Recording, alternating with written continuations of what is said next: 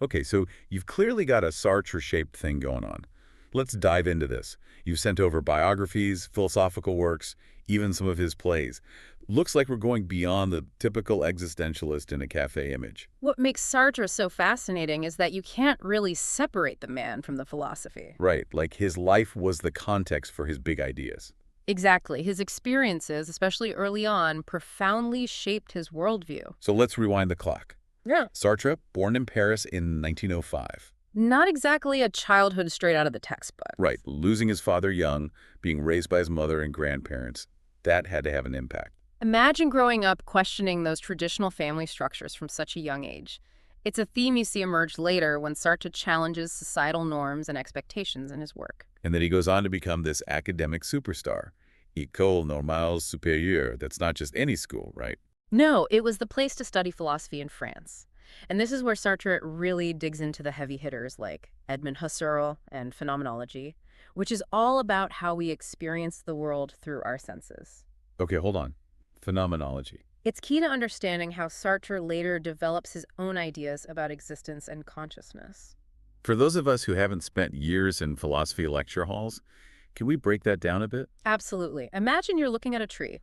Phenomenology isn't concerned with what the tree is objectively, but rather with your experience of seeing the tree, the colors, shapes, your feelings as you look at it. So it's not about the tree's treeness. It's about our interaction with it. Exactly. It's like he's laying the groundwork for his own philosophy, brick by brick. But then, boom, World War II explodes onto the scene. And this isn't some abstract concept for Sartre. Right, he's not just reading about it in a book. He's right in the trenches, serving in the French army. And let's not gloss over the fact that he's captured by the Germans.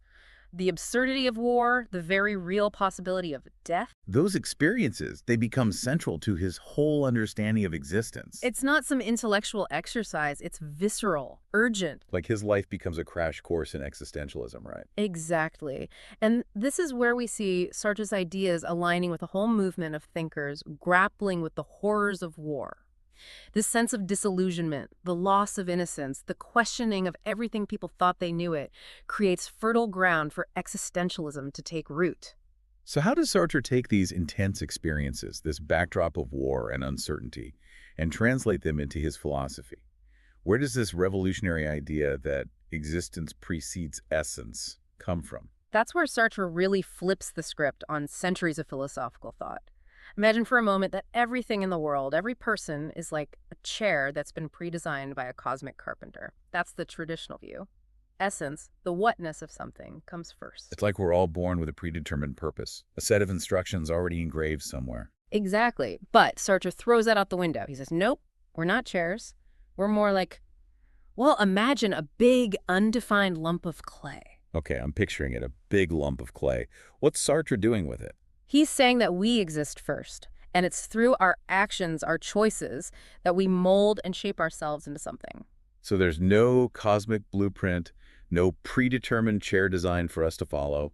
We're handed the clay, and it's up to us to figure out what to do with it. Absolutely, and that's the heart of existence precedes essence. We aren't born with a fixed identity or purpose.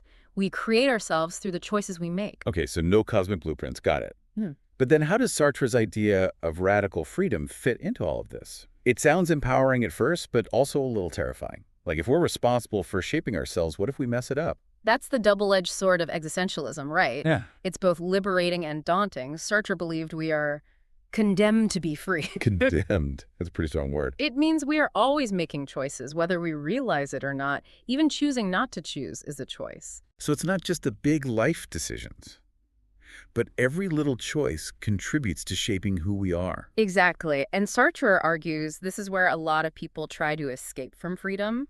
He calls this bad faith. Bad faith. Okay, so what does that look like in everyday life? Give me an example. Well, it's when we pretend we have less freedom than we actually do. We blame our parents, our genes, our circumstances. Oh, I see. Like, it's not my fault I'm like this, it's my parents. Right. Or we blame our horoscopes, anything but ourselves. We even see it with social media. How so? Think about how many people present an image of themselves online that might not reflect their true selves. They're not really making their own choices about how to present themselves. It's easier to blame the algorithm or say you're just trying to fit in, than to take ownership of the image you're putting out there. So bad faith is kind of a cop-out, Yeah. a way to avoid the responsibility. Precisely. It's a way to live inauthentically, even if it provides a temporary sense of comfort. Sartre would argue that true freedom comes from acknowledging the way of our choices and striving to act in accordance with our values, even when it's difficult. But that brings us to another question. If there are no inherent values, no cosmic instruction manual for being human, how do we even begin to figure out what those values are? Right. That's where Sartre's magnum opus, Being and Nothingness, comes in. And for those of us who haven't had the pleasure. Don't worry, we won't make you read the whole thing.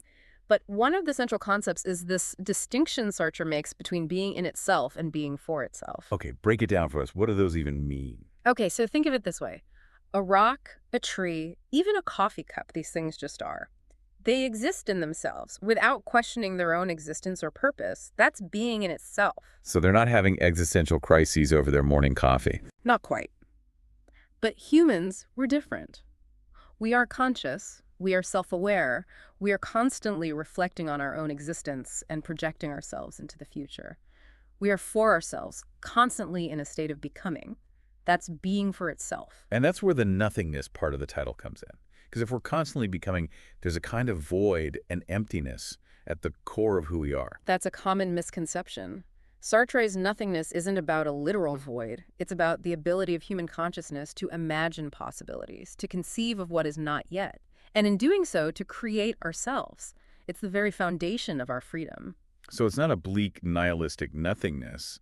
It's more like, I don't know, an open field of potential, a blank canvas that we get to fill with our choices. Exactly. And this is where Sartre's philosophy becomes, I think, incredibly empowering. We aren't defined by some predetermined essence. We are defined by the choices we make, the actions we take, the meaning we create in the world. But Sartre also famously said, hell is other people. Which doesn't sound particularly empowering. In fact, it sounds downright misanthropic. It's one of his most misunderstood lines. Sartre wasn't saying we should all become hermits. He's getting at something very real about the human experience. We are free, yes, but we also exist in relation to others. And those relationships, the way others perceive us, can sometimes feel like a limitation on our freedom. It's like that feeling of being self-conscious when you walk into a room and think everyone's staring at you. Exactly. Sartre calls this the look. It's that feeling of being reduced to an object in someone else's eyes, of being defined by their perceptions rather than our own self-understanding. And that can be incredibly powerful, even debilitating at times. It can make us question who we are, what we're doing, why we even bother trying to be authentic, if it can all be shattered by a single look from someone else. And yet, Sartre believed that recognizing this tension, this struggle between our own freedom and the perceptions of others, is an essential part of the human condition. It's about acknowledging the look, even challenging it, while also striving to act authentically, to make choices that align with the values we choose to embody. So we're trying to stay true to ourselves, but we know other people's perceptions matter. Feels like we're wading into pretty murky existential waters here. Where do we even go from there? This is where I think some people miss the point of existentialism. They hear things like no inherent meaning or we create ourselves, and they think it's bleak and depressing. But Sartre actually saw it as profoundly optimistic, empowering even. He even called it a humanism. Humanism.